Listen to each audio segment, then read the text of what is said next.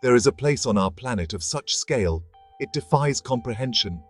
A kingdom of ice and rock, reaching for the heavens. This is the Himalayas, the roof of the world. Here, the air is thin, and silence is a language spoken by the mountains themselves. For millennia, these peaks have stood as silent sentinels, watching the world turn below. Their jagged crests, draped in eternal snow, are not merely landforms. They are monuments to the raw, untamed power of nature, a landscape sculpted by forces that predate humanity itself. The sheer verticality of it all is overwhelming. To stand here is to feel profoundly small. The valleys below are carved deep into the Earth's crust, forged by ancient rivers of ice. They are canyons of shadow and light, where the sun's reach is fleeting. From these depths, the mountains rise in a colossal, seemingly impossible surge. Their faces are a tapestry of granite and gneiss, scarred by avalanches and weathered by relentless winds. This is a world of extremes, a place where beauty and peril are intertwined in a delicate, unforgiving dance. The scale is so immense that distance becomes an illusion, a far-off peak appearing close enough to touch. The colors here are stark and elemental. The brilliant, blinding white of the snowfields contrasts with the deep, bruised purple of the rock faces in shadow. The sky is a shade of blue so deep it feels like looking into infinity. It is a pure, crystalline blue, unfiltered by the haze of the lower world. Down in the valleys, where life clings on, patches of muted green and earthy brown provide a brief respite from the monochrome majesty above. But even here, the presence of the great peaks looms, a constant reminder of where true power resides. This is not a land that welcomes life. It is a fortress designed to repel it. Every gust of wind, every centimeter of snow, every drop of frozen water is a test. Yet, against all odds, life has found a way, not just to exist, but to endure. The story of the Himalayas is not just one of rock and ice. It is a story of incredible resilience. It is a testament to the tenacity of living things, both human and animal, who have adapted to survive in one of the most challenging environments on Earth. Their survival is a quiet miracle, played out daily on this magnificent stage. If you've enjoyed this journey to the roof of the world, don't forget to subscribe to our channel for more breathtaking stories from the planet's most extraordinary places. Join us as we continue to explore the wonders of our world. Listen. Can you hear it? It is the voice of the mountains. The wind. It is never truly silent here. It begins as a whisper, a gentle sigh that weaves through the prayer flags, making them flutter like the wings of captured birds. This is its gentler mood, a soft caress against the cold stone. But this land is mercurial, and the wind's temper can shift in an instant. The whisper can become a moan, a low, mournful sound that echoes through the vast, empty spaces between the peaks, carrying with it the chill of the glaciers and the loneliness of the high passes. The sound builds.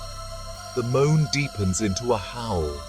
This is the wind as a hunter, a relentless force that scours the landscape. It tears at the very fabric of the mountains, stripping away loose rock and sculpting snow into fantastical shapes called sastrugi. It shrieks through narrow crevasses and booms across open plateaus. To be caught in its fury is to understand true powerlessness. It whips spindrift from the high ridges, creating ethereal plumes of snow that dance against the cobalt sky, a beautiful, deadly spectacle. This is nature's raw, untamed orchestra, and the wind is its lead instrument. The people who live here know the wind intimately. They have given it many names. They can read its signs and predict its moods. A certain whistle through the eaves of their stone houses foretells a coming storm. A particular direction of the breeze signals the clearing of the weather. The wind is a constant companion, a messenger. and sometimes a foe. It shapes their lives, dictating when they can travel, when they must take shelter, and even how they build their homes, with low roofs and thick walls to withstand its relentless assault. It is a dialogue between humanity and the elements. And then there is the sound of water. In the brief summer, the ice begins to yield. A gentle trickle becomes a gurgling stream, then a roaring torrent. Meltwater, milky with glacial silt, crashes down the mountainsides. It is the sound of life returning, a powerful counterpoint to the wind's desolate song. The water carves its own path, shaping the rock as surely as the wind does. It feeds the high-altitude lakes, pools of impossible turquoise nestled in the mountain's lap. This interplay of wind and water, of moving air and moving ice, is the eternal rhythm of the Himalayas. High in these mountains, nestled in the rain shadow of the great peaks, are some of the most isolated communities on Earth. Their villages are not just places to live. They are fortresses of human endurance. Stone houses, built from the very rock of the mountains, huddle together for warmth and protection. Their flat roofs are stacked high with firewood and dried animal dung, precious fuel gathered over the short summer months. Life here is a cycle, dictated not by clocks or calendars, but by the sun and the snow. Every action is deliberate, a calculated step in the dance of survival. The days are filled with relentless work. The growing season is brutally short. As soon as the snows retreat, the terraced fields must be ploughed and planted. Barley and buckwheat, hardy crops that can withstand the cold and the altitude, are the staff of life. The soil is thin and rocky, and every harvest is a hard-won victory. Men guide yaks, their breath misting in the cold air, as they pull wooden ploughs through the stubborn earth. Women follow behind, breaking up clods of earth by hand. It is a scene that has remained unchanged for centuries, a living tradition. Tradition is the bedrock of this society. It is the accumulated wisdom of generations, a rule book for survival passed down from parent to child. Rituals mark the changing of the seasons, the planting of the crops, and the birth of a child. These ceremonies are not mere superstitions. They are a way of making sense of a world that is often unpredictable and harsh. They bind the community together, creating a web of mutual support that is essential for survival. In a place where a single mistake can be fatal, community is the ultimate safety net. Everyone has a role, a purpose. The heart of the village is the monastery, or gompa. Its brightly painted walls and golden roofs stand in vibrant contrast to the stark landscape. Here, the spiritual life of the community is nurtured. The sound of chanting and the low drone of horns spill out into the thin air, a spiritual anchor in the physical world. For the people of the Himalayas, faith is not separate from daily life. It is woven into its very fabric. It provides comfort in the face of hardship, meaning in the face of isolation, and a profound connection to the mountains they call home. To survive here, one must be as resilient as the mountains themselves. The people of the high Himalayas are a testament to this truth. Their bodies have adapted over countless generations to the low-oxygen environment.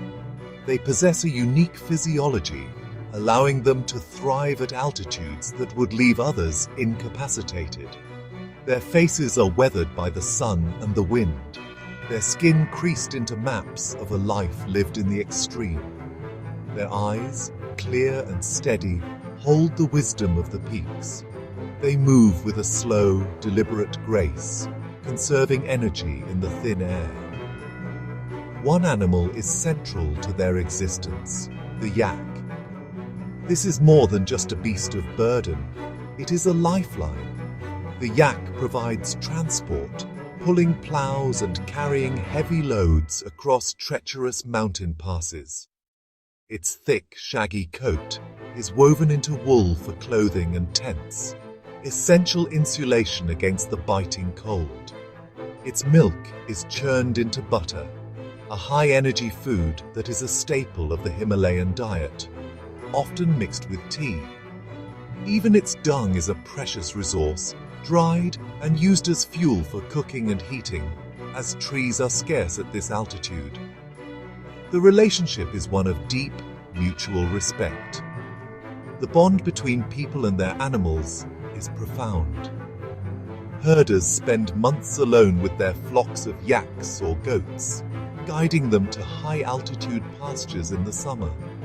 They navigate by instinct and by an intimate knowledge of the terrain passed down through generations. They know every valley, every pass, every hidden spring. This solitary existence forges a deep connection with the natural world. They are not just observers of the landscape, they are an integral part of it, moving with the seasons just as the wild animals do. They are true guardians of these peaks. Daily life is a masterclass in resourcefulness. Nothing is wasted. Old clothes are patched and repaired until they are a mosaic of different fabrics. Tools are mended and passed down. Food is preserved for the long, harsh winter, with barley roasted and ground into flour called tsampa, and vegetables dried in the autumn sun. This is not a culture of consumption, but of conservation. It is a lifestyle born of necessity, but it holds a powerful lesson. It teaches that survival depends not on an abundance of resources, but on the wisdom to use what little you have with care and respect. Humans are not the only ones who have mastered the art of survival in this vertical world. The Himalayas are home to some of the most elusive and resilient creatures on the planet. They are masters of camouflage, moving like ghosts through the rock and snow. To see one is a rare privilege. High on the desolate crags, a shadow detaches itself from the rocks. It is the snow leopard, the ghost of the mountains. Its thick, smoky grey coat, patterned with dark rosettes, provides perfect camouflage against the granite cliffs, making it almost impossible to spot. The snow leopard is superbly adapted to the cold. Its body is stocky, its fur is thick, and its paws are enormous, acting like natural snowshoes to distribute its weight as it moves across deep snow. Its long, thick tail is a multi-purpose tool. It aids in balance as the cat navigates treacherous ledges and steep descents. And when at rest, the leopard will often wrap its tail around its body, using it like a scarf to protect its face and keep its breath warm. It is a solitary hunter, preying on blue sheep and ibex. Its life a silent, patient hunt in an unforgiving land. Lower down, in the sparse forests of birch and rhododendron, other creatures find their niche. The Himalayan monal, a pheasant of dazzling, iridescent plumage, forages on the forest floor. The male's metallic colors, blue, green, purple, and red, flash in the sunlight, a startling burst of vibrancy against the muted tones of the landscape. But this beauty serves a purpose to attract a mate. When danger approaches, it can vanish into the undergrowth in an instant. Here too lives the red panda, a shy and secretive animal that spends most of its life in the trees, feeding on bamboo. Even the smallest creatures have found ways to cope with the extreme cold. Insects enter a state of suspended animation. High-altitude spiders produce a kind of antifreeze in their blood to prevent ice crystals from forming in their bodies. The Himalayan jumping spider has been found at altitudes over 6,500 meters, one of the highest living animals on Earth. Every form of life here, from the magnificent snow leopard to the humble spider, is a marvel of evolutionary engineering, a unique solution to the problem of living at the top of the world. As the sun dips below the jagged horizon, a profound transformation takes place. The mountains, which were sharp and defined in the daylight, soften into colossal silhouettes against a sky of fiery orange and deep violet. The temperature plummets. The wind, which had been a constant companion, often dies down, leaving behind a silence so deep it seems to have weight. In this stillness, the universe reveals itself. The stars emerge, not as faint pinpricks, but as brilliant, blazing diamonds scattered across a velvet cloth. The Milky Way is a luminous river overhead. This is a world stripped bare of all that is unnecessary.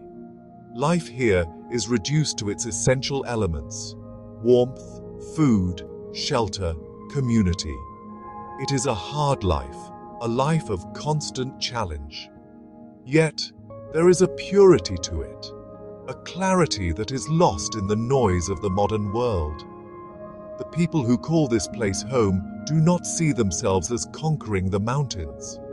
They see themselves as living in harmony with them. They accept the harshness as part of a greater balance. Their resilience is not just physical, it is spiritual. It is born from a deep, abiding respect for the power of nature. The future of this way of life is uncertain. The outside world creeps closer, its influence felt in the changing climate and the slow erosion of ancient traditions. The glaciers, the very lifeblood of this region, are retreating. Younger generations are drawn to the promise of an easier life in the cities below. Yet, for now, the old ways endure. The prayer wheels still turn, the mantras are still chanted, and the yaks still trudge the high passes. The spirit of the Himalayas, etched into the rock and into the hearts of its people, remains. To journey through this land is to be humbled. It is to be reminded of our own fleeting existence in the face of geological time. The mountains were here long before us, and they will remain long after we are gone. They are a symbol of permanence in a world of constant change, but they are also a fragile ecosystem, a treasure to be protected.